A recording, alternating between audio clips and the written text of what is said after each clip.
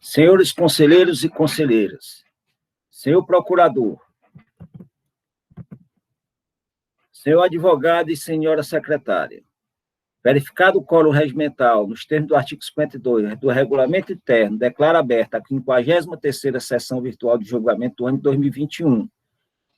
Esclareço que esta sessão se rege pela portaria CONAT 140/2021 e 145/2017. Senhora secretária, tem despachos e resoluções para serem aprovadas, que foram remetidas? Boa tarde a todos. Temos sim, senhor presidente. Foram enviadas para homologação as resoluções referentes aos processos de números 2357/2013, conselheiro Robério Carvalho. Processo número 5494/2018, 5482/2018 e despacho número 841/2017 da conselheira Ivete Maurício. Resoluções referentes aos processos de números 1198, 1199/2019 e 1201/2019, 4738/2018, conselheiro Robério Carvalho. Também o processo de número 2240/2014, da conselheira Ivete Maurício. São essas as resoluções e despachos enviados. Houve alguma sugestão de modificação? Nenhuma sugestão, não? Presidente. Então, estão homologadas todas. Senhores, nós temos 4 processos hoje da mesma empresa. Vou perguntar aos conselheiros se, em relação às nulidades, dá para a gente tratá-las em conjunto e quero escutar o procurador também. Senhores, o primeiro conselheiro é a doutora Dalcília, Francileide, Alexandre e Ivete. Tem condições de ser julgada a parte das nulidades em conjunto? Sim, senhor presidente. Sim, senhor presidente. Sim, senhor presidente. Sim. Doutor Rafael. Sem objeção, presidente, ao julgamento em conjunto. Então, pronto. Nós vamos tratar as nulidades e depois a gente trata os méritos em separado, porque me parece que são penalidades distintas, né? Para algum. Então, vamos para o primeiro processo de relatoria, a doutora Dalcília. É 16223/2018, auto-infração 2018-15058. Todos, o recorrente R.A. de Oliveira Neto, recorrido cela de julgamento. O segundo processo, 16231/2018, auto-infração 2018-15061, da relatoria da doutora Francileide. Terceiro processo, 16221/2018, auto-infração 2018-15055, da relatoria do doutor Alexandre. Quarto processo é 15940/2018, auto-infração 2018-15059, da relatoria da doutora Ivete. Todos esses processos, com exceção do último, certo? Até todos foram julgados procedentes e a assessoria se manifesta com procedência, com exceção do processo de número 15940/2018, auto-infração 2018-15059, da relatoria da doutora Ivete, que a assessoria se manifesta pela improcedência. Com a palavra, a conselheira relatora, doutora Dalcília. Boa tarde a todos, senhor presidente, senhora secretária, senhor procurador e demais conselheiros, e que o Vitor boa tarde, graças a mais um dia aqui, agradecendo por estarmos bem, com saúde. Esse processo trata de falta de escrituração de omissão de saída do exercício 2016-2017. A acusação é que o contribuinte, sujeito passivo, deixou de escriturar documentos fiscais de saídas em sua FD. Na informação complementar, ele acrescenta que foi realizada uma circularização com os contribuintes deste para outro estado, via Banco de Dados Nacional de Notas Fiscais Eletrônicas, e por meio do qual constatou que o contribuinte deixou de escriturar esses documentos fiscais, que aí ele acosta às folhas 9, um relatório, uma planilha.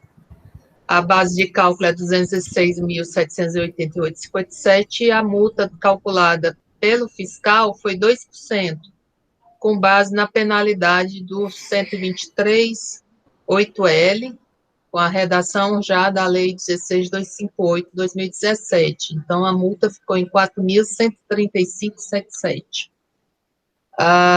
Os argumentos da defesa são, em suma, de que o auto não tem esteio tributário, foi erroneamente lavrado pelo auditor, a empresa já havia sido submetida a um monitoramento fiscal, que inclusive já havia gerado autos de infrações, que o auto de infração ocorreu por erro de fato e de direito, talvez por inobservância da auditoria em relação ao monitoramento, que requer desde já uma nova análise.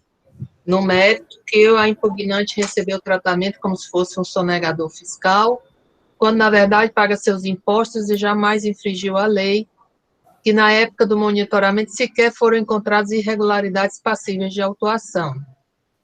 Aí ela coloca na defesa documentos estes anexos à impugnação, mas nesse meu processo, eu estou com ele físico, não tem nenhum documento relacionado a esse monitoramento.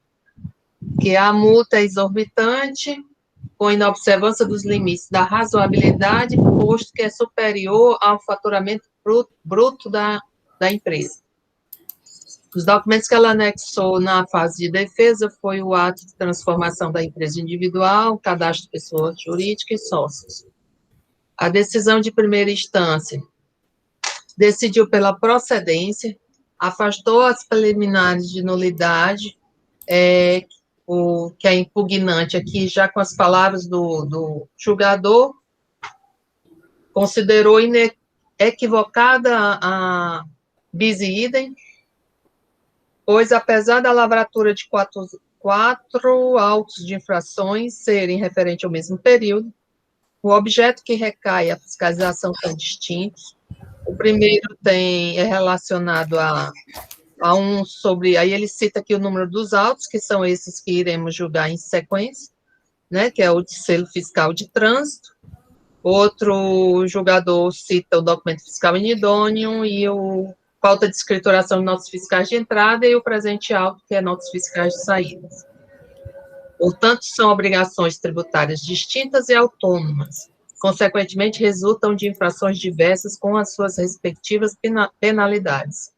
E aqui ela confirma os 2%, ela não faz aquela tabela de 1.000 FIIs por mês, 2% direto do valor da base de cálculo.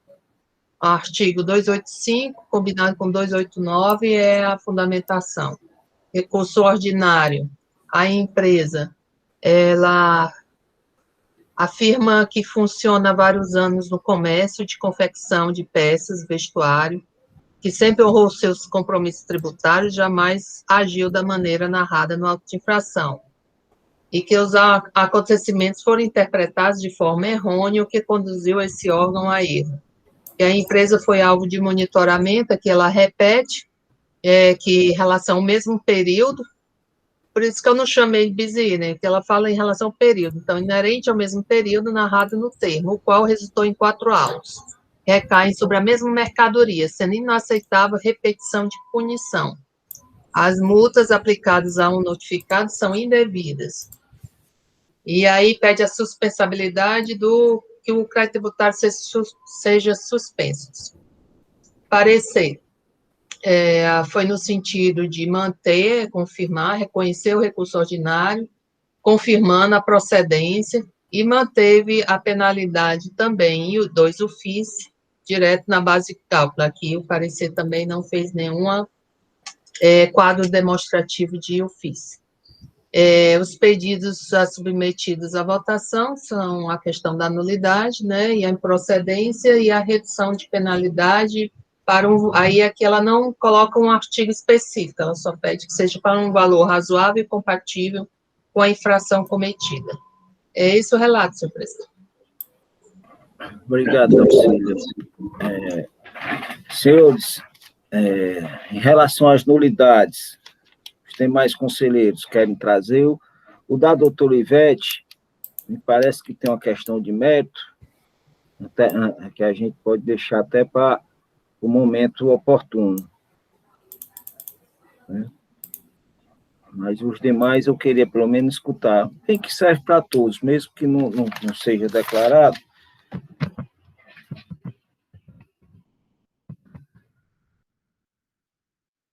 Um minutinho. Eu vou falar aqui primeiro, segundo, né, que o meu processo é o segundo. No meu, a nulidade também é que a empresa está sendo penalizada novamente por infração. Mesmo relato aí da doutora Dalcília, a outra nulidade eu suscinto depois. Pronto.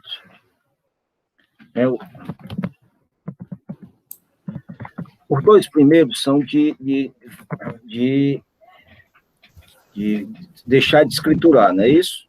Um de saída e outro de entrada. Senhor presidente, o meu que é falta de escrituração de entrada. O meu é a posição de selo. A posição de selo. No meu, só teve uma nulidade, que foi a concomitância de autos de infração. A nulidade de multa confiscatória, ele só trouxe na defesa, mas não repetiu no recurso.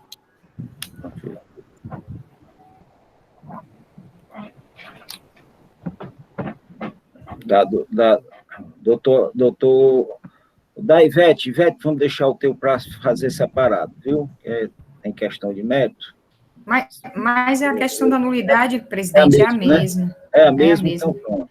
É esse fato já narrado pela Dalcília e pela Francileide, o Alexandre, que no sentido que já foi alvo de monitoramento, que resultou na lavratura de 4 autos, que recai sobre as mesmas mercadorias, mesmos períodos. Então, é a mesma tese de nulidade. Né? A outra tese, eu diria que seria mais de mérito, porque é o reenquadramento da penalidade. Mas a nulidade, eu acho que dá para ser votada em conjunto. Tá, né? Então, pronto, essa nulidade.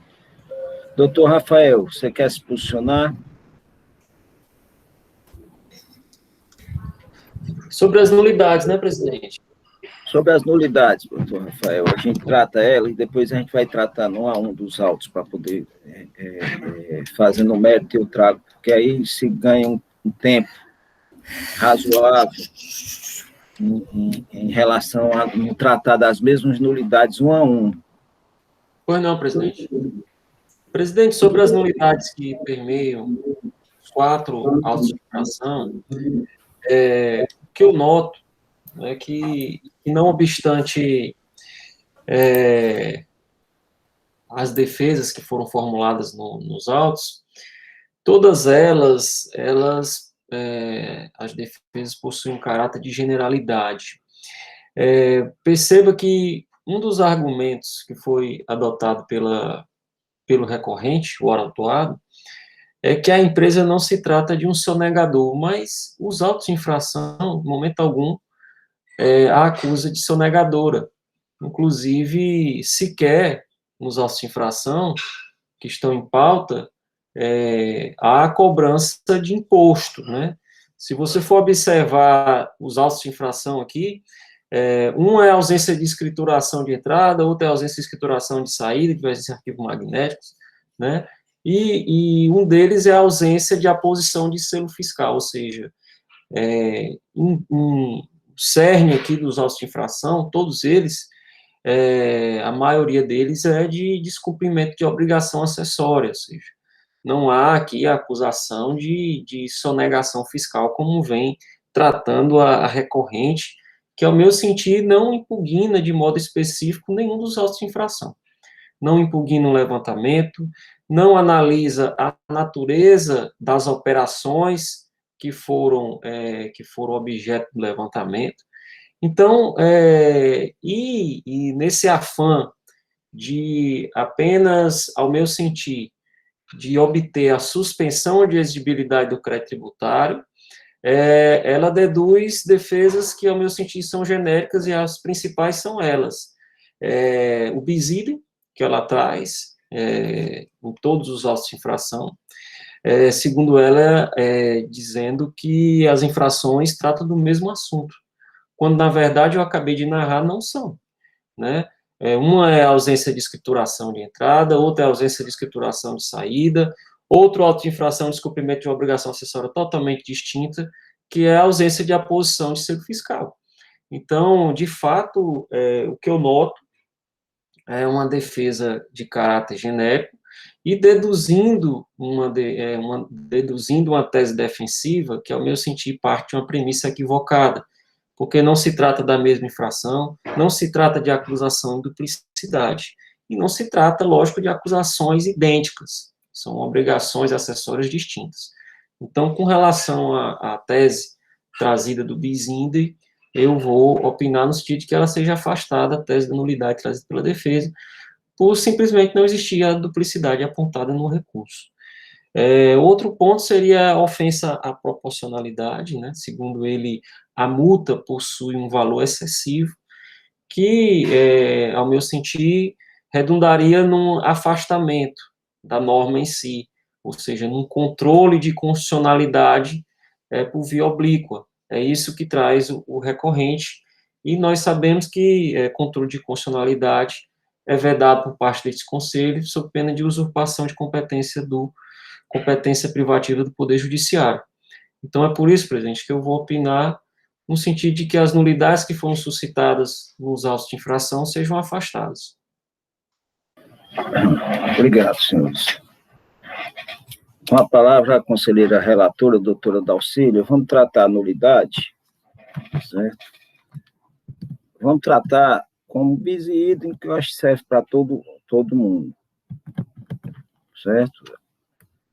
Que ele dá entendimento, que eu li, que está sendo penalizado novamente por infração, de que trata mesmo assunto abordado em outros autos de infração, certo?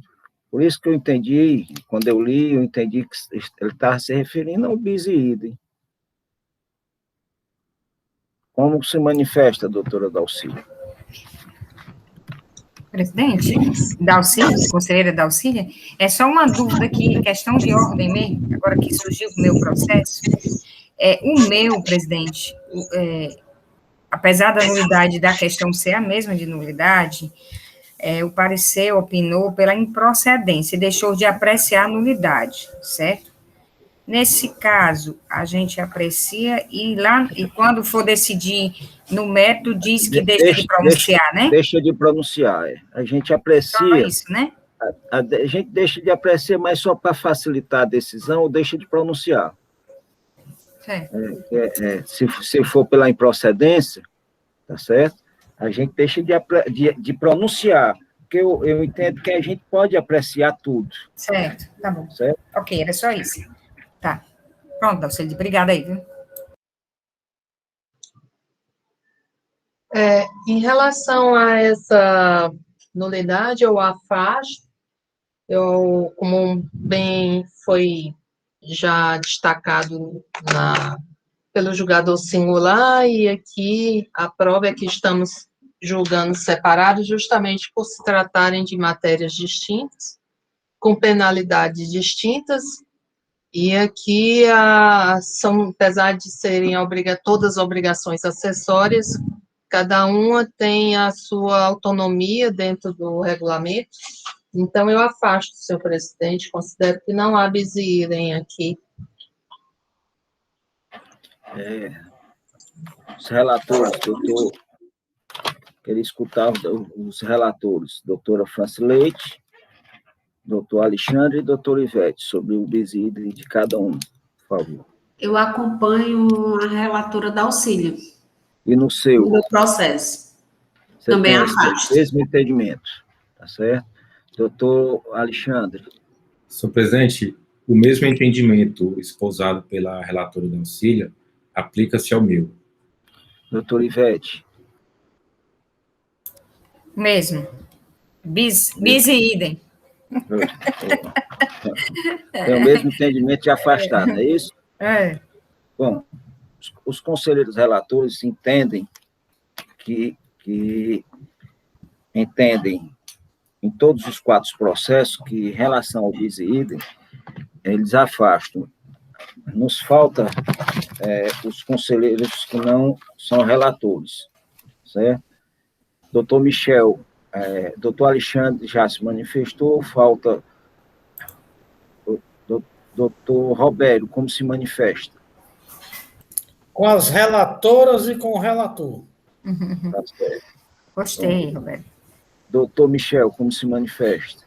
Também com as relatoras e o relator. Então, como nós estamos dando essa nulidade em conjunto com os 4 processos, certo? A decisão foi no sentido no seguinte sentido: quanto à preliminar arguída de nulidade por bis e idem, pois está sendo penalizado novamente por infração que trata do mesmo assunto abordado em outros autos de infração, resolve os membros da 4ª Câmara, por unanimidade de votos, afastar a preliminar suscitada, entendendo que não houve na ação bis e idem, nem tampouco a defesa apontou qual auto de infração abordou o mesmo assunto.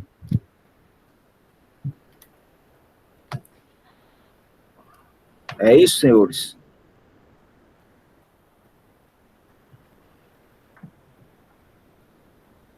Acabou a decisão nesse sentido? Sim, senhor presidente. Sim, senhor presidente. Bom, nós temos agora alguns processos que têm... Quais são os processos que têm a caráter confiscatório? Nenhum tem. Não, é mais a razoabilidade, né? Que é exorbitante, multa, é o valor que ela reclama, na verdade. Por essa natureza do valor, porque vai ultrapassar o faturamento dela, é exorbitante, é irrazoável. Sim, isso não é um caráter, não é mais um caráter confiscatório, não? A gente não pode analisar nesse sentido? Se os demais concordarem, também por mim também. No meu caso, ele requer a redução da multa, uma vez sua cobrança é desproporcional. Tem esse requerimento também no meu, mas ele requer, mas sem indicar uma outra alternativa, né? Ele só pede a redução da multa, né, conselheiro? Isso. Também tem no meu. Não, vamos fazer o seguinte, vamos tratar como uma nulidade, tá certo? Porque a gente evita depois dizer, olha, eu falei da desproporcionalidade, nem sequer foi tocado no assunto. No meu, presidente, eu queria fazer a ressalva que ele está pedindo a redução para o parágrafo 1 do 126. Reclama da desproporcionalidade, mas indica qual é a multa, o que é que ele quer. O reenquadramento do parágrafo único. Então, eu entendo que não é a mesma coisa dos outros, né? Pelo que eu estou vendo aí. A gente pode tratar a desproporcionalidade da multa separada. Quando for para reenquadrar, esse item, se for para reenquadrar, já está decidido. Porque reenquadrando ou não reenquadrando, a Câmara pode afastar a norma sob fundamento de desproporcionalidade. Tudo bem, quiser fazer assim, eu estou só querendo dizer que não tem um pedido específico com esse tema, mas quiser para facilitar aí.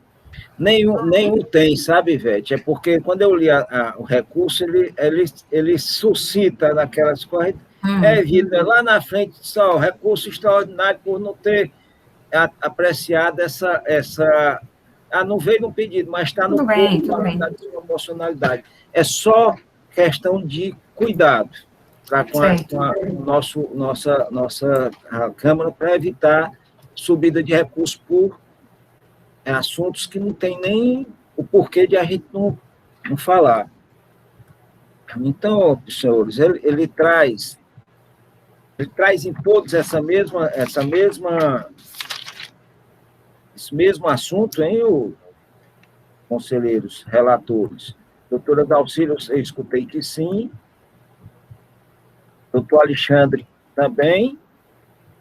No meu processo, presidente, o contribuinte, ele foi muito confuso. No decorrer do recurso, ele fala na questão da desproporcionalidade, mas no pedido, ele só aborda uma única nulidade, enquanto que na defesa ele tratou disso especificamente, né? Assim, foi mais claro. O conselheiro relator entende que é bom a gente colocar isso para todos? Sim. Então, vamos colocar para todos, porque aí serve para todos os autos de infrações. Se tiver algum que seja julgado improcedente, deixa-se de declarar só, ok? Porque aí a gente facilita tanto o posicionamento, como facilita a feitura da resolução. Quando vai fazer, já trata Senhor presidente, só por uma questão de ordem, se me permite falar? Eu acho que até o da conselheira Ivete, conselheira, eu acho que dá para colocar um item como essa questão de razoabilidade da multa, porque no reenquadramento é mais uma questão se o fato vai se adequar ou não àquela penalidade específica. Então, a gente não vai nem discutir se a multa, né, que é o que ele está pedindo aqui no nosso, é mais por essa questão exorbitante do valor, como se a gente pudesse reduzir, independente de uma penalidade específica. A sua gente também é isso, mais a penalidade. Aí a penalidade depende de outros fatores, né? Acho que dá para incluir no seu. E a parte do reenquadramento, quando a gente justificar, se for reenquadrar, justifica que não é porque não é irrazoável, é porque se enquadra nas condições do parágrafo, né? Sim. É o que o presidente tinha dito, para deixar e depois a gente analisava só o reenquadramento, né? Foi dessa forma. Então, senhores, em relação ao argumento da desproporcionalidade da multa, tá certo? Com os conselheiros relatores votam. Doutora Dalcília.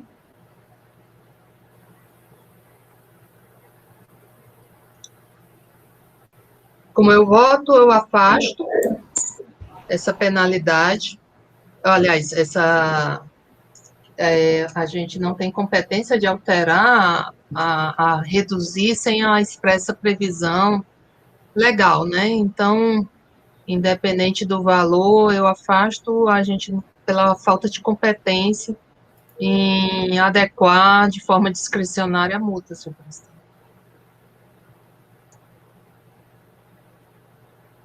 Doutora Francileide,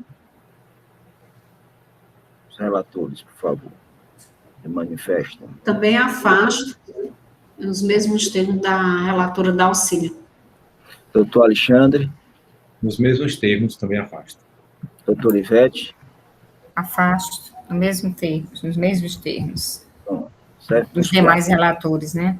Tá. Quanto à arguição da desproporcionalidade da multa, tá certo? Entende os senhores conselheiros em afastar, tendo em vista não cabe a este conselho afastar a norma. Senhor presidente, questão de ordem, senhor presidente. Faltou o doutor Robério e eu votarmos, não? Faltou. Michel, desculpe, Michel, obrigado. Doutor Robério, é porque é uma matéria tão... Com as relatoras e o relator. Essa não era formalidade, com as relatoras e o relator. Tá certo, muito obrigado, Michel. Ah, Maria, a gente passa um negócio... Eu estou me sentindo muito chique, votando só eu e o Michel, hein? Não é? Na verdade, aqui é porque são nulidades que... Está em todos os autos. Está em todos os autos, e eles são muito parecidos, né? Não tem... Quando tivesse alguma coisa mais específica de cada um, eu não iria tratar de jeito de maneira dessa forma, porque aí fica difícil você fazer. Mas como ele não trouxe realmente a defesa não traz, né? E os autos estão todos em conjunto, porque entendo eu, por exemplo, o bis e idem, como está os conselheiros, é muito mais fácil se votar em conjunto o bis e idem, porque o outro vai dizer, olha, não, tem um aqui que é a mesma coisa, né? Poderia, em vez de fazer separado. Caráter confiscatório, que é a parte de atrás também, por isso está sendo colocado também, porque nós temos o artigo 48, parágrafo 2º da Lei 15.614, que assim não permite afastar a norma sob fundamento de confisco, de desproporcionalidade de multa. Por isso, a decisão da Câmara em relação a nessa aí foi por unanimidade de votos, afastando o argumento de desproporcionalidade da norma, entendendo que não cabe a este Conselho afastar a norma sob fundamento de desproporcionalidade ou inconstitucionalidade de lei. Certo? Conforme o artigo 48, parágrafo 2º da Lei 15.614. Vamos para o mérito. Eu acho que só tem mérito agora, né? Todos. Então, agora nós vamos tratar isso em separado. Ok? Doutora Dalcílio, doutor Rafael, a doutora Dalcílio já colocou o auto dela na plenitude. Você quer que ela repita em relação de que se trata? Não, presidente, eu tenho condições de apreciar o mérito, né? Tá bom. Os demais, como não trouxeram de que é e por quê, nós vamos relatar, pelo menos a parte de mérito de que se trata, para poder o procurador se manifestar. Já que a Dalcílio tratou ele na íntegra. Doutor Rafael. Presidente, o auto de infração que foi relatado pela conselheira Dalcília, a acusação dele é omitir informações em arquivos eletrônicos.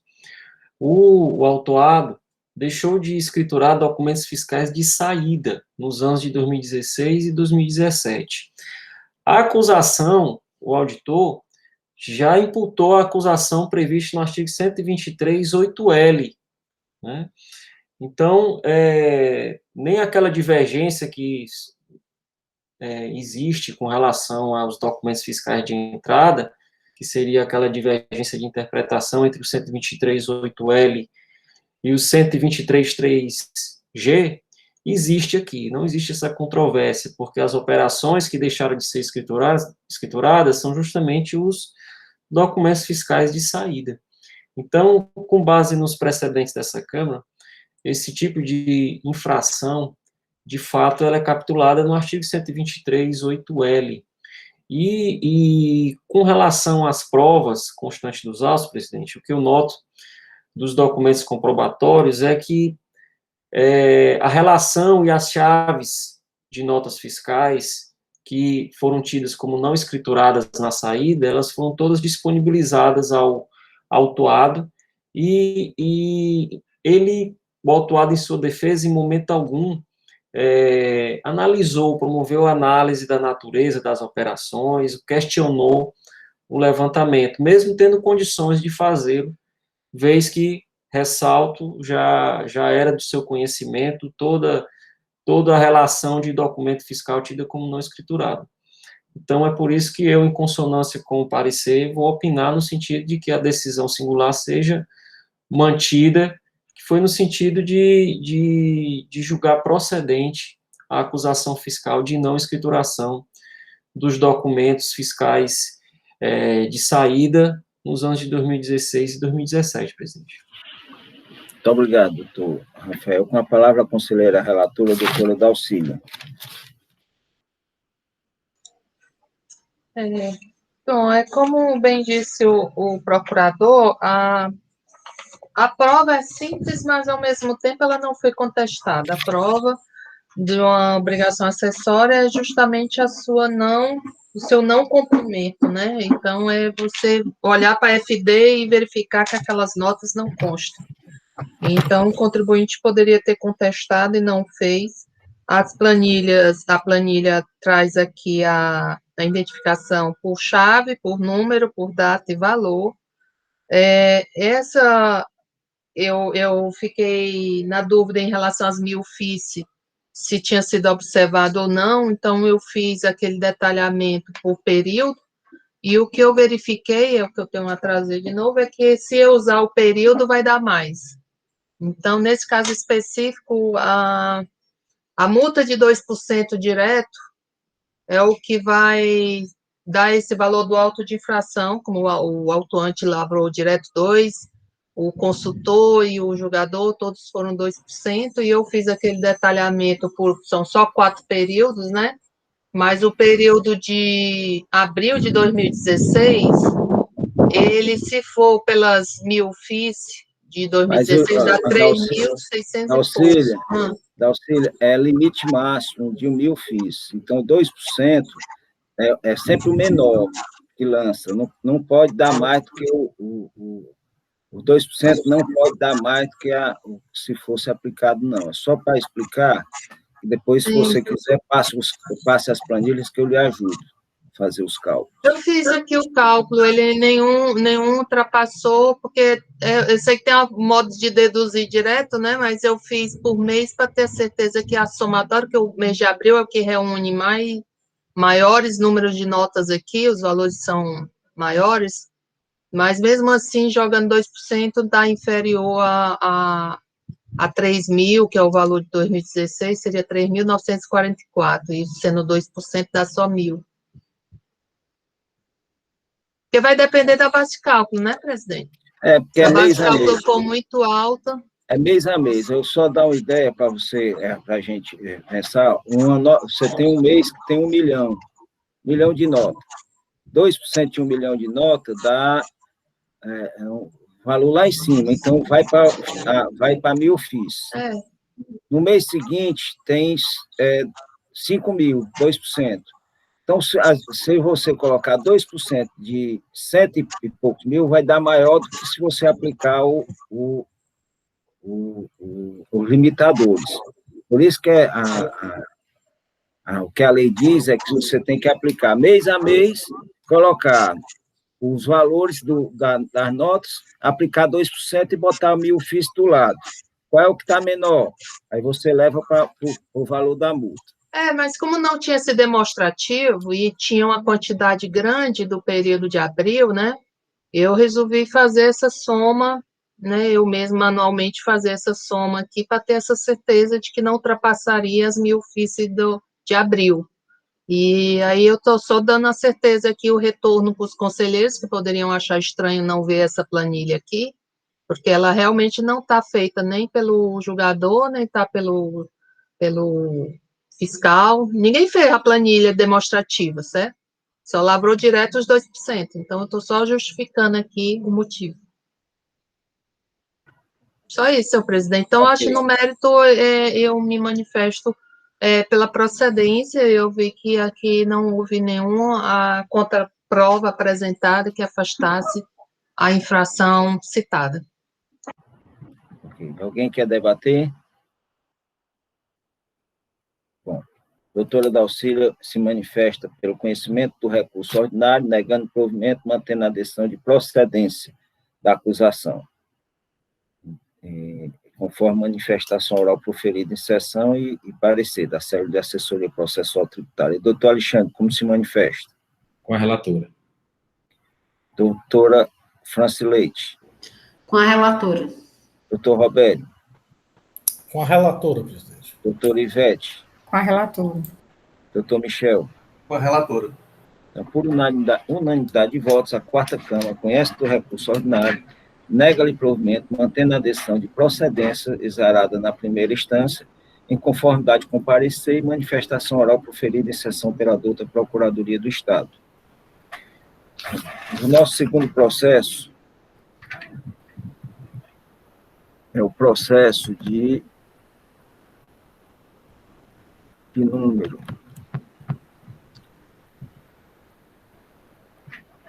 16231/2018, audifração 2018-15061. A minha recorrente é R.A. de Oliveira Neto, recorrido célula de julgamento. A conselheira relatora, a doutora Francileite. esse auto foi julgado procedente, a assessoria se manifesta pela procedência. Doutora Francileide, em relação, um breve relato em relação a parte material do auto de infração. Tá, Alberto, eu não vou relatar as nulidades, porque já foram votadas, então eu vou relatar o processo e mais questão de mérito, tá? Só para ser mais objetivo. Então, o auto de infração é referente ao período de janeiro de 2016 a novembro de 2017. O relato da infração é entregar, transportar, receber, estocar ou depositar mercadoria acompanhado de documento fiscal, sem o selo fiscal de trânsito, ou registro eletrônico, exceto nas operações de saídas interestaduais. Verificamos que a empresa recebeu mercadorias de diversas unidades da federação, com notas fiscais sem o registro eletrônico do selo fiscal de trânsito. Né? Então, foi aplicada a penalidade do artigo 123.3M da Lei 12.670/96. Basicamente, o recurso, a defesa e o recurso, ele pede as mesmas nulidades, né, que já suscitadas aqui por todos e afastada, e requer a improcedência do auto de infração. A julgadora de primeira instância e o parecer foram pela procedência do feito fiscal, né, e manteve aí a penalidade no artigo 123.3M da Lei 12.670/96. E este é o breve relato. Obrigado, doutor Rafael. Presidente, renovo os cumprimentos a todos. De fato, a acusação fiscal é ausência de aposição de selo fiscal de trânsito das estaduais de 2016 e 2017. Né? Como eu já havia anunciado, o recorrente, o autuado, ele também, não só nesse, mas em todos os autos de infração, ele não impugna especificamente o levantamento em si. Ele não questiona as notas fiscais, todas elas numeradas e com as respectivas chaves, tidas como não seladas. Então, ele não enfrenta o mérito da acusação fiscal, né? E ele, de fato, a defesa dele foi permeada todas naquelas nulidades que essa douta Câmara acabou de apreciar, né? Ou seja, são uma defesa indireta, né, que, de fato, não enfrenta o mérito da acusação.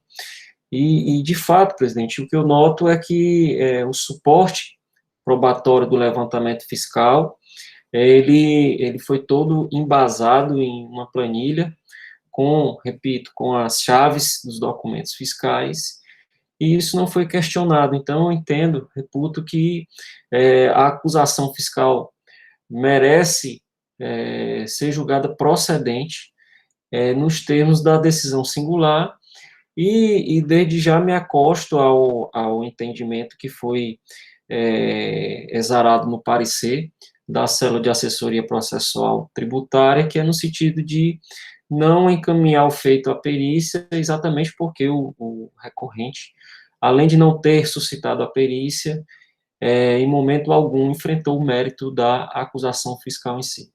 Então, é por isso que eu opino no sentido de que a decisão singular seja confirmada, presidente. Obrigado, doutor Rafael. Com a palavra, a conselheira Francileide.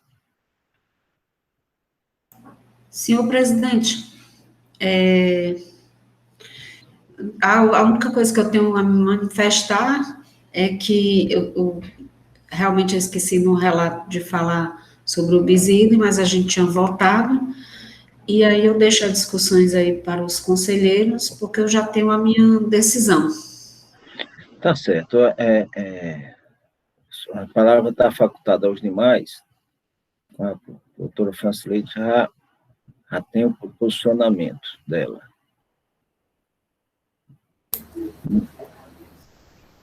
não querem discutir, então vamos para a decisão. Como se manifesta, doutor? Senhor presidente, eu vou me acostar ao julgamento de primeira instância e à procuradoria pela procedência do feito fiscal. Obrigado. Doutora Francileide, doutor Roberto. Com a relatora, presidente. Doutora Ivete. Com a relatora. Doutor Michel.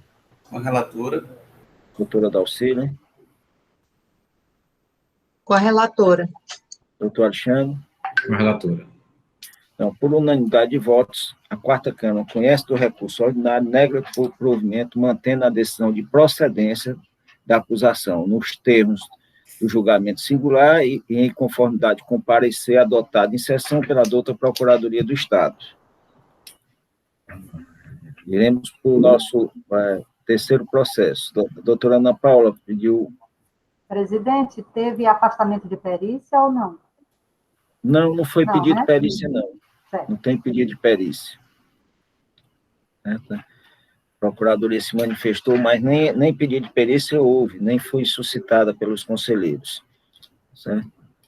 Parece que a decisão já está tomada, né? Mas me parece que, inclusive, o fiscal coloca lá, que analisou, inclusive, com o 123M, parágrafo 12º, nas informações complementares, parece que eu vi isso. Estou falando isso depois que já está decidido. Né? Mas tem na informação complementar do fiscal. Né? Então, Tem, senhor presidente. É o 123M, viu? Desculpa.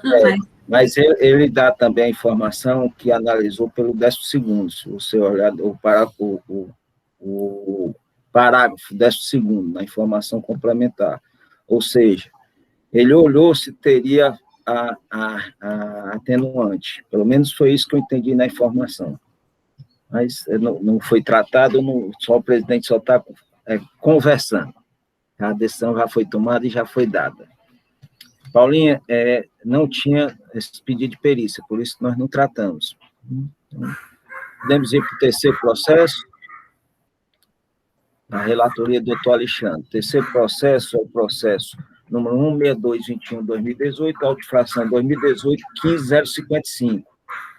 Recorrente também R.A. de Oliveira Neto, recorrido cela de julgamento, foi julgado procedente na primeira instância, a assessoria se manifesta pela procedência. Com a palavra do conselheiro relator, doutor Alexandre, para tratar também, Alexandre, vamos tratar bem pontual em relação à parte meritória, praticamente, porque a nulidade nós tratamos em conjunto. Perfeito. Ok, senhor presidente. Então, no breve relatório, o contribuinte é uma indústria de confecção que foi lavrado auto-infração por falta de escrituração de notas fiscais de entradas nas FDs do período de janeiro de 2016 a novembro de 2017 e aplicou-se a penalidade de 10% prescrita no artigo 123, 3G da Lei 2.670, com redação alterada pela Lei 16.258, de 2017. O contribuinte apresentou, dentro das razões de impugnação, que já foi tratada aqui, foram as duas nulidades, que já foram, inclusive, discutidas. O julgador de primeira instância afastou as nulidades, pelo que já foi também relatado aqui, por não entender que não houve o bis idem. E o que tem de diferente no meu processo em relação aos demais que já foram relatados é que, no parecer, no recurso do contribuinte, ele trouxe um fato novo. Ele pediu o reenquadramento da penalidade. Ele pediu para que a penalidade fosse aplicada a penalidade do 123.8L, por entender que é mais benéfica. E no parecer da assessoria processual, ele opinou pela procedência da autuação, né? Entendendo que não houve, que restou provado o cometimento da infração, que apesar de haver já a jurisprudência da Câmara Superior entende o parecerista que não é o caso do reenquadramento, porque há uma norma específica para esse ilícito tributário, e que não compete ao CONAT analisar o caráter desproporcional da multa. Então, esse é o breve relatório, presidente. Obrigado, doutor Alexandre. Doutor Rafael. Presidente, de fato, a acusação deixar de escriturar documentos fiscais de entrada nos anos de 2016 e 2017. De fato, a acusação, ela já foi pautada no artigo 123, 3G, ou seja, o mesmo entendimento do proferido no parecer pela CEAPRO, que é no sentido de aplicar a penalidade que, segundo ele, é mais específica, né? De fato, essa controvérsia, presidente, ela, ao meu sentir, ela já foi dirimida pela Câmara Superior em diversas oportunidades, e o entendimento também dessa Câmara, no mesmo sentido da Câmara Superior, que é no sentido de promover o reenquadramento da penalidade para o artigo 123, 8L, que seria omissões em arquivos magnéticos, já que a hora autuada deixou de escriturar os documentos que foram catalogados pelo agente autuante, na planilha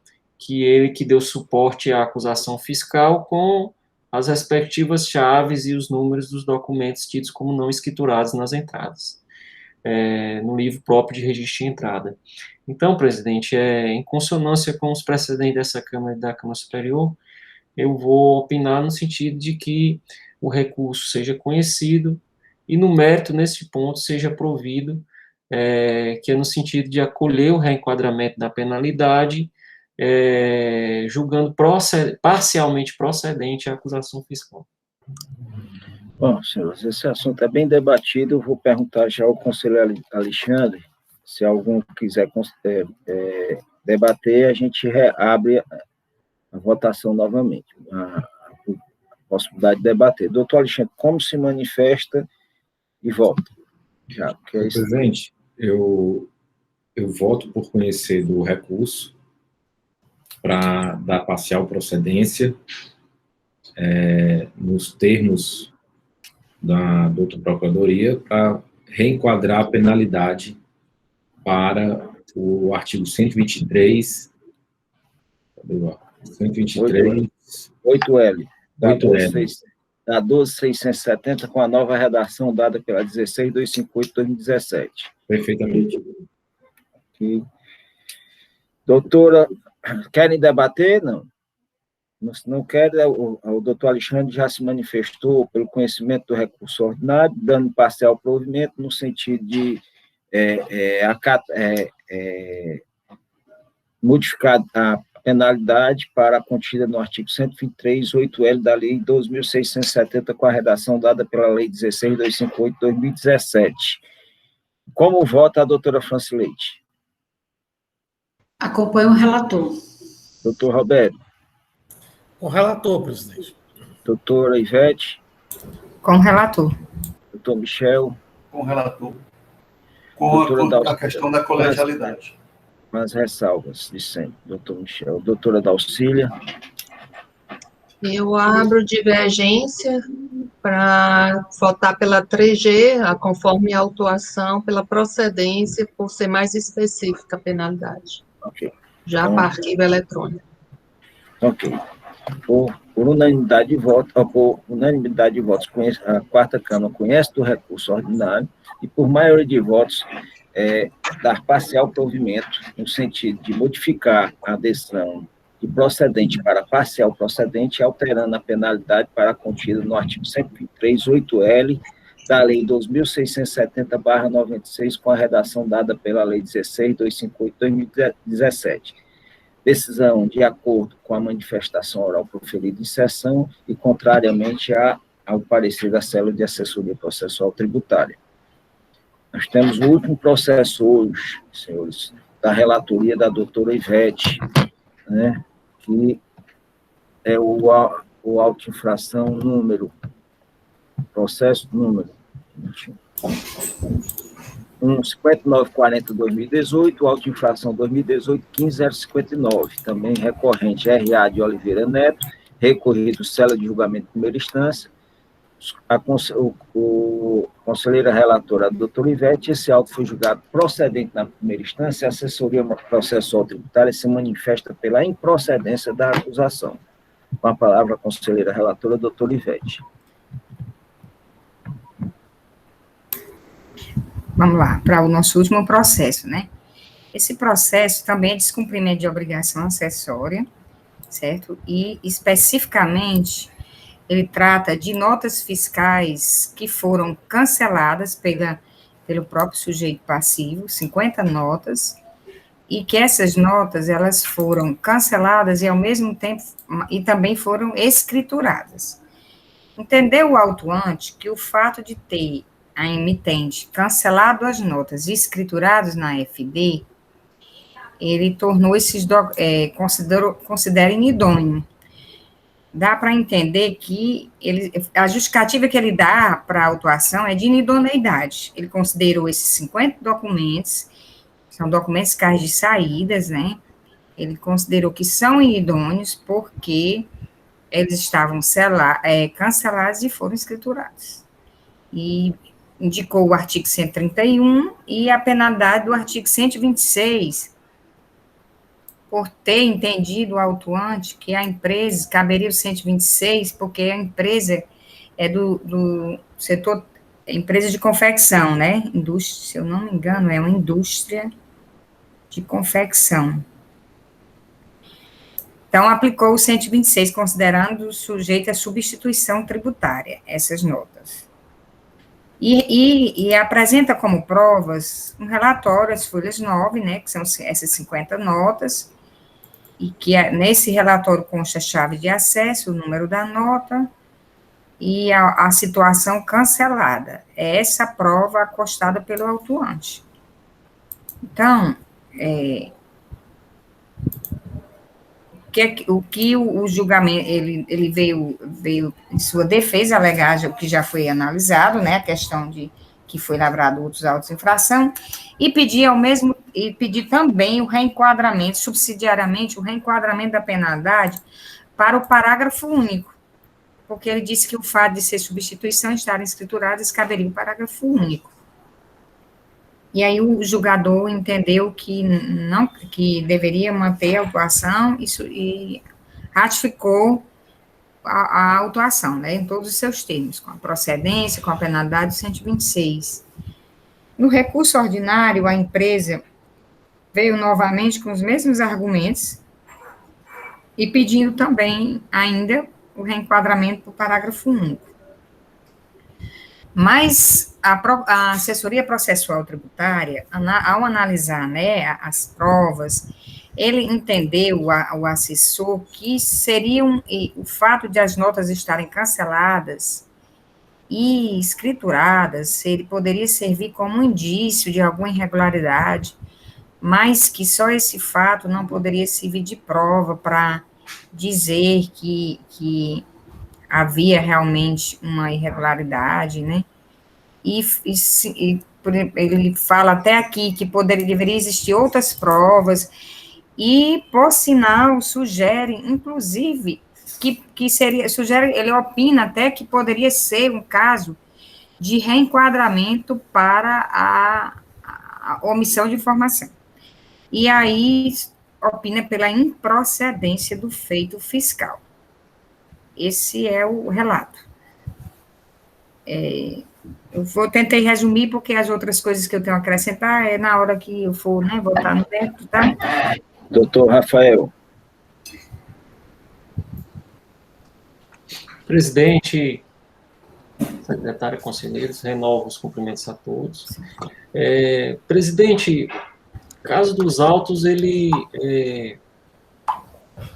apesar de simples, ele chama a atenção pela necessidade de trazermos aqui alguns conceitos para promover a análise desse julgamento. Porque, veja bem, o fiscal imputou classificou as notas fiscais como inidôneas, em razão de o autuado ter escriturado, promovido a escrituração de uma nota fiscal emitida por ele, que ele, logo em seguida, cancelou dentro do prazo. Ou seja, uma nota fiscal cancelada, ao meu sentir, é uma nota fiscal que deixou de existir no mundo jurídico, como muito bem pontuou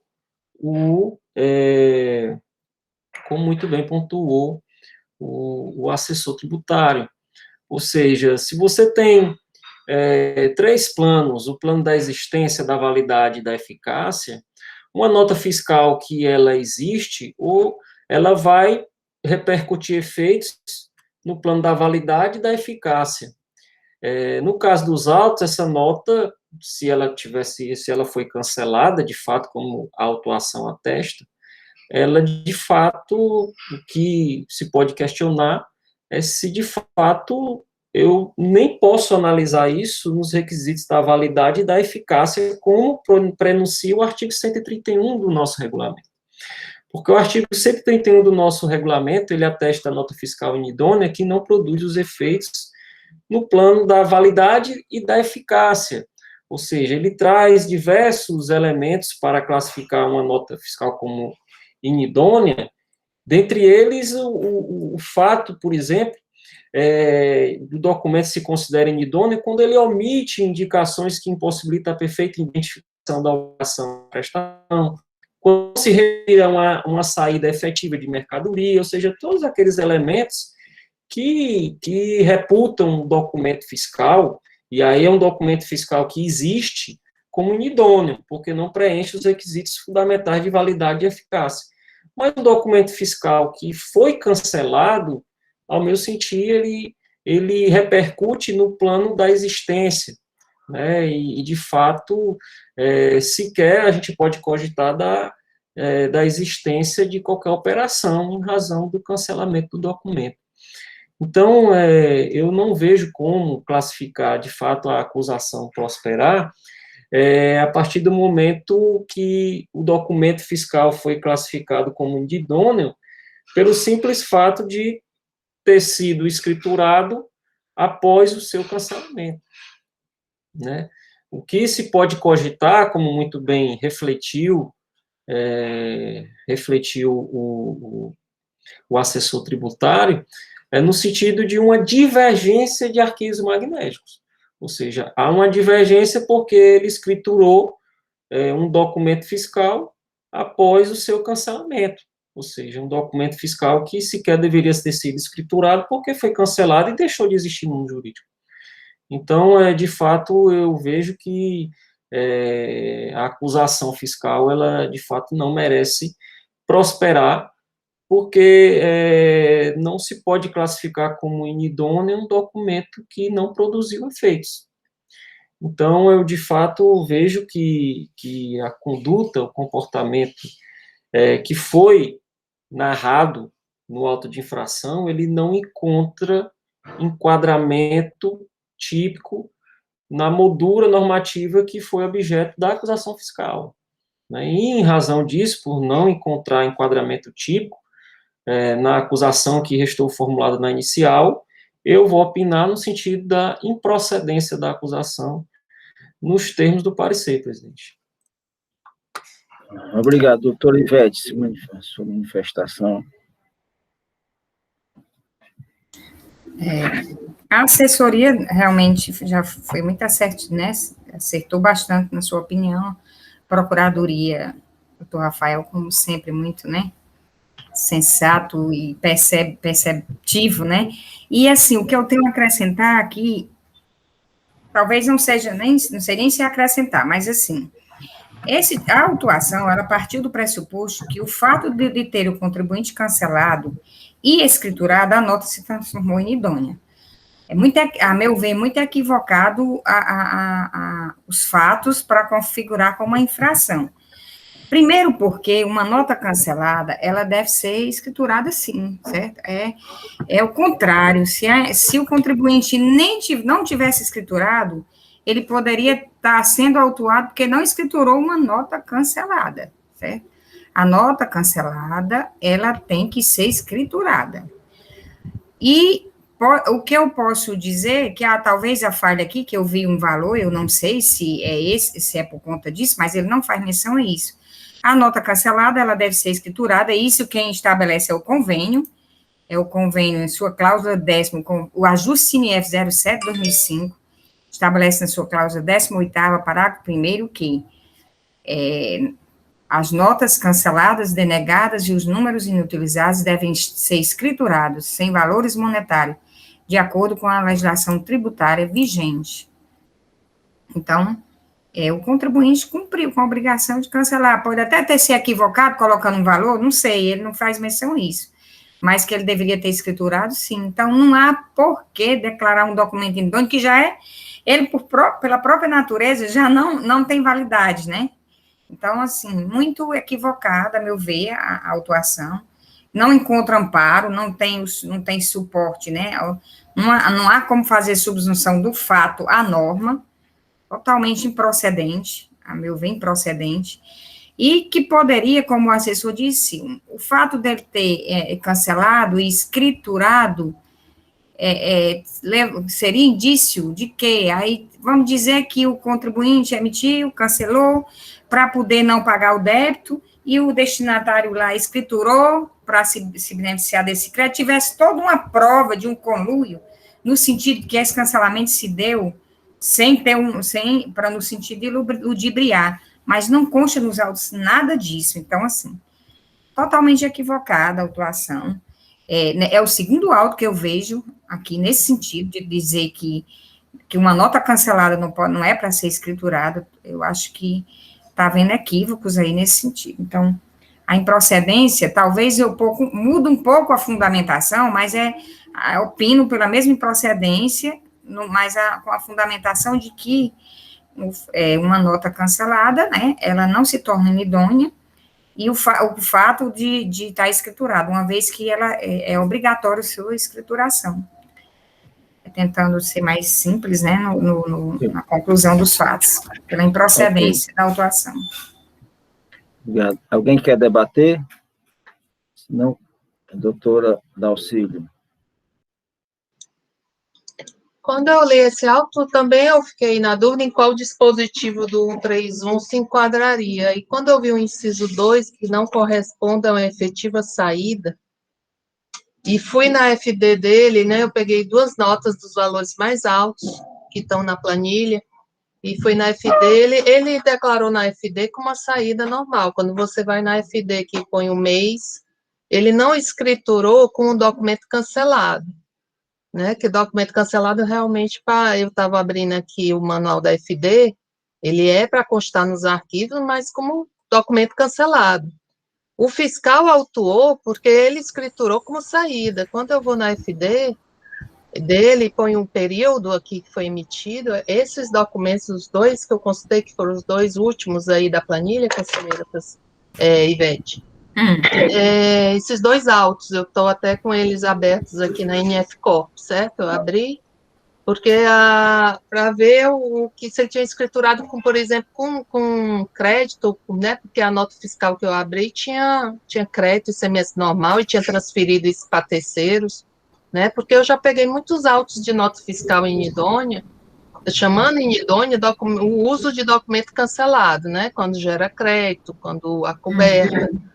Então, não é o fato de ter sido cancelado em si, aí foi a compreensão que eu tive quando eu li, que gerou a inidoneidade, que eu entendi que ele está acusando de ser um documento inidôneo, em si, por ter sido cancelado, ele ter sido escriturado e usado como se fosse um documento de saída válido, e não houve a respectiva saída desse produto. Quando eu abri uma das notas canceladas, tinha informação, por exemplo, que o cliente desistiu, o motivo, abriu a tela do cancelamento, né, ele foi cancelado no dia seguinte, que foi o último documento aí do relatório, e eu estou buscando a verdade material dos fatos para formar meu convencimento, por isso que eu fui atrás da FD. Realmente o que foi que aconteceu para poder verificar e tomar a fazer meu próprio juízo de valor.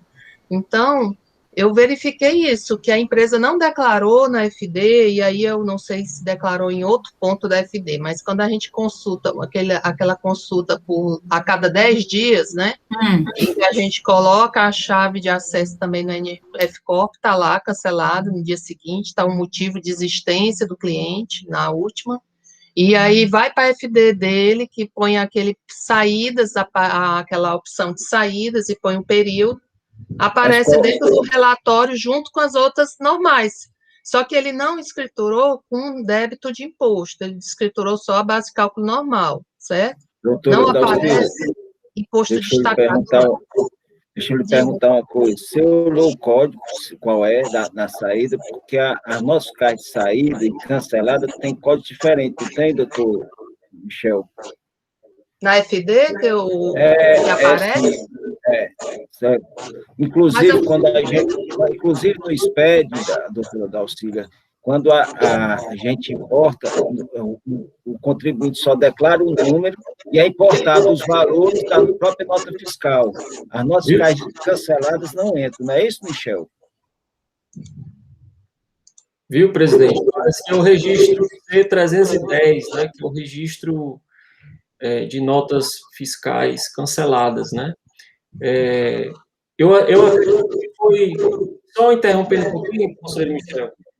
Acredito que a observação da conselheira Ivete é importante, presidente, porque o documento fiscal tido como cancelado, isso não significa dizer que não é obrigatória a sua escrituração, a sua informação na FD. Ele é obrigatório, mas ele é no campo próprio de documentos fiscais cancelados, e não como acontecera no auto de infração em espécie, em que essa escrituração se deu no registro que acontece para as saídas efetivas, né? Então, acredito que esse é o grande cerne da acusação fiscal aqui, né? Foi isso que eu entendi, procurador, que a escrituração... Agora, senhor presidente, conselheiro Michel, só aqui para entender, quando a gente consulta, os conselheiro Michel e o presidente, que já tem mais familiaridade com a FD, quando a gente consulta a FD por período, né, aquela consulta que a gente faz ao sistema, cada 10 dias, e põe a opção de saída, aquelas notas ali são as que ele registrou como saída normal, né? Porque a cancelada não aparece ali, não. Eu olhei agora, não aparece CFOP naquele relatório, não. Não sei lhe dar uma resposta se essa consulta que é feita de 10 em 10 dias, se ela retorna o cancelado ou não. Isso aí eu, com seriedade, não sei lhe dizer. Eu também não sei. Me tira só uma dúvida.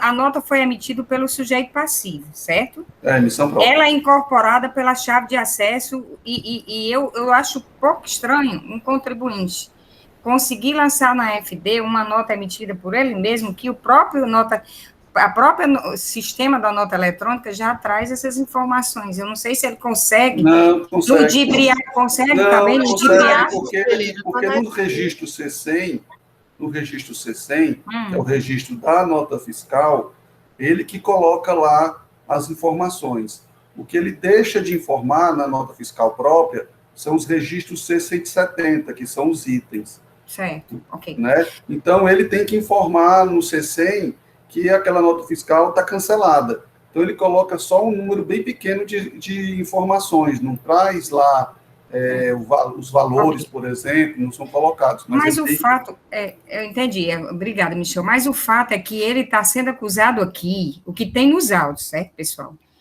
Ele está dizendo assim, essas notas foram canceladas e foram escrituradas. Em razão de ter sido escrituradas, são inidôneas, certo? Foi somente isso. Os fatos são esses. Ele não acrescentou, sabe, conselheira Dalcília, que ele escriturou nas operações normais, que utilizou indevidamente e que essa nota foi usada, algo desse tipo, não. Ele só disse que eu procurei, conselheira, já que ele citou que era inidôneo, eu procurei qual hipótese da inidoneidade poderia estar, né? Porque eu já julguei outras situações que não a escrituração, em que a nota cancelada foi considerada inidônea. Aí Ok. eu fui atrás aqui se tinha um dispositivo. E tinha o que eu vi, ele não citou realmente o inciso, ele usou a inidoneidade de uma forma, e aí o artigo 131 tem várias situações. Eu fui ver se alguma das situações do relato se enquadra. Aí E realmente. você sugere o quê, nesse caso? Que ele seria procedente porque estava escriturado? Qual é a sua sugestão? Eu continuo achando que Não, eu não acho. tem prova de jeito Eu nenhum. acho que se a gente for. A minha sugestão é assim: se a gente considerar aqui ele aplicou o 126, considerar inidônea, né? E se a empresa cancela e aí pega e registra como se tivesse havido uma saída efetiva, Então, e essa saída efetiva não aconteceu, realmente seria inidônea, mas a minha ideia é que realmente ele escriturou e estaria nesse parágrafo, como o próprio contribuinte está pedindo. Seria o parágrafo único, porque escriturar ele escriturou. Então, ele tem um benefício do 126, é mercadoria sujeita à substituição. Está escriturado, vai para o parágrafo único. Agora, dizer que escriturar uma nota já cancelada não é fazer uso de um documento inidôneo, eu tenho minhas dúvidas, porque ele foi cancelado, mas ele poderia, a gente aqui, o que ele está dizendo é que, olha, ele cancelou, então ele não poderia ter registrado um documento cancelado, pelo menos não como saída. Né? Ele tem que declarar aquele cancelamento, e eu não vi em nenhum canto, e também nenhum contribuinte se defende dizendo que declarou aquele cancelamento. Viu, conselheira Dalcília, só pegando um gancho na sua reflexão, veja bem, se eu estou transportando mercadoria e sou flagrado transportando mercadoria com um documento fiscal cancelado, eu, na verdade, estou transportando mercadoria sem nota, né? Sem documento fiscal. Sem documento fiscal. Veja bem, não há os elementos, né? Eu acho que a célula de assessoria processual tributária caminhou bem, porque, olha, o documento não produz eficácia quando ele é cancelado, e demandaria mais uma análise mais percussiente, mais provas, para, por exemplo, entender que ele transportou essa mercadoria sem documento fiscal, e ainda que ele tivesse feito isso, seria outra acusação, né, e não documento fiscal de dono.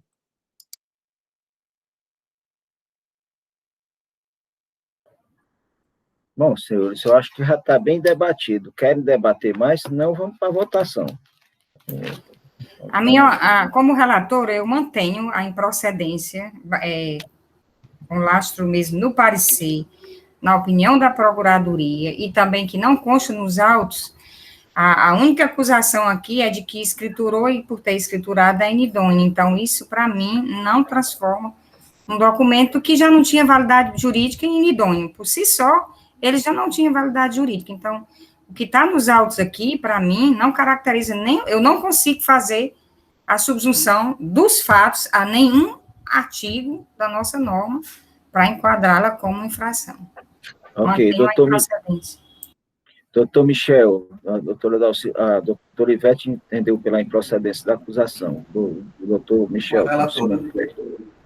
doutora Dalcília.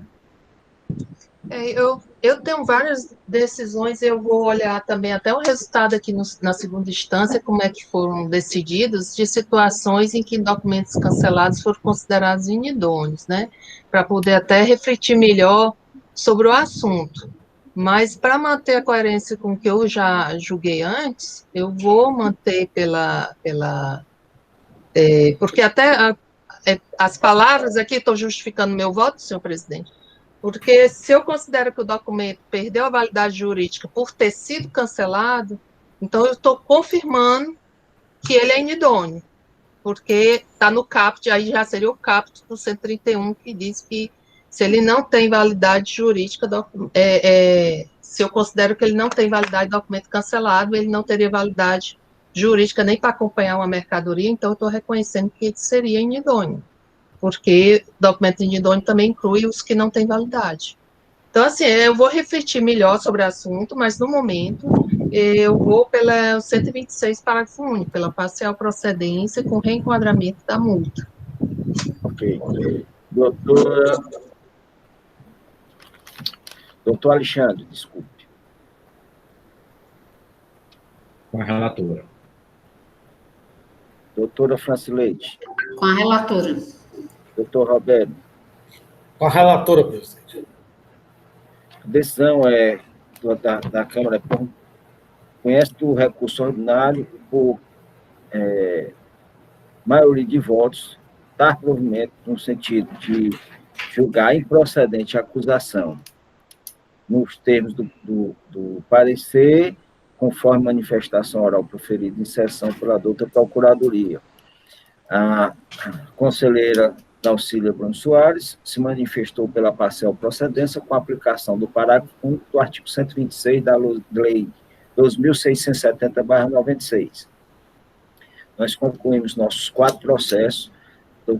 Ana Paula, você quer um intervalozinho de quanto tempo para a gente terminar a nossa ata de hoje? A gente já fazer a leitura e a aprovação. 2 minutinhos, presidente. 2? Pronto. Dá 2 ou 5? Então, separa a gravação, um pedacinho. Então, 15 e 18.